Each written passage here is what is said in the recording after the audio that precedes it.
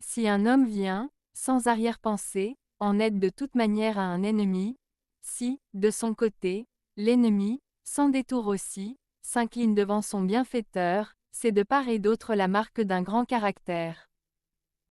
Proverbe tibétain.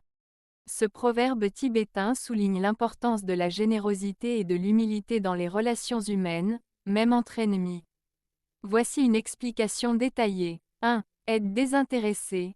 La première partie du proverbe évoque un homme qui aide un ennemi sans arrière-pensée, c'est-à-dire sans chercher à tirer profit de cette aide ou à se venger.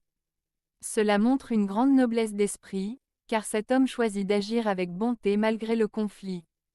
2. Reconnaissance de l'ennemi.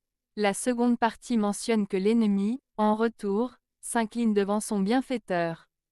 Cela signifie qu'il reconnaît l'aide reçue et montre du respect pour celui qui a agi avec générosité. Cette attitude est également un signe de grandeur, car elle implique une capacité à dépasser les conflits personnels. 3. Grand caractère.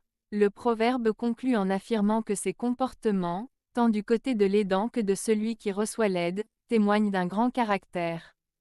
Cela signifie que la véritable force d'une personne réside dans sa capacité à faire preuve de compassion et d'humilité, même dans des situations difficiles.